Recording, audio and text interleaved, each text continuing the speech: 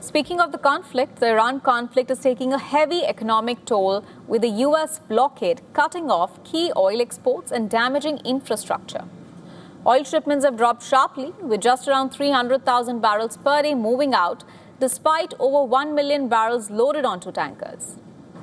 The Iranian rial, which fell nearly 70% last year, has continued to weaken, hitting new record lows.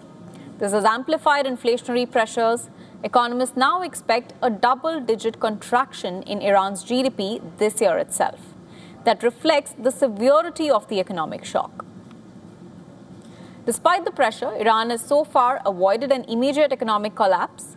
The country has built up stockpiles of essential goods, with estimates suggesting a 6-month buffer.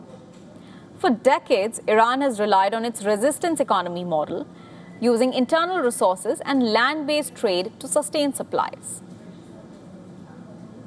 Well, I think Iran has developed this so-called resistance economy, and part of the policy of the resistance economy is to rely on Iran's neighbors to trade, to barter, and to export. And the only evidence that I've seen is that those export links and that resistance economy remains still active. Iran is trying to send goods north over the Caspian Sea to Central Asia.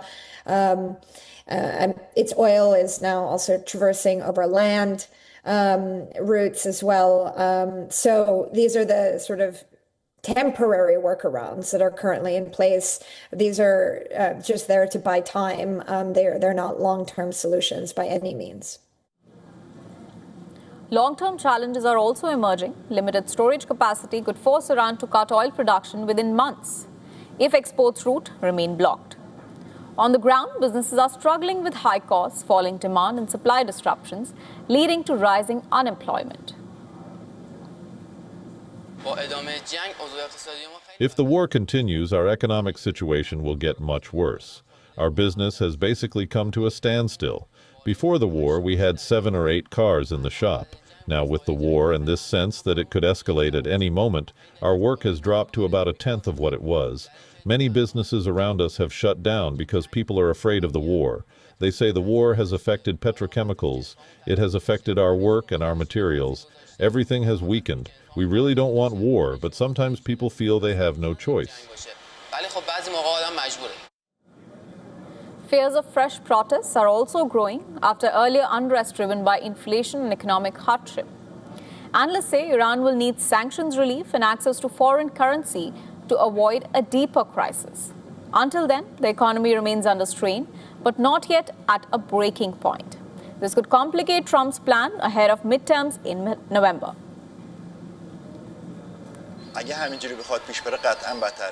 If things continue like this, it will definitely get worse if we go on under the same conditions we have now, because everyone is confused. They don't know what they should do. They can't invest in anything. Many people are now outside the cities. When you look at the streets of Tehran, you can see they're quieter compared to previous years, and businesses and investment have slowed down.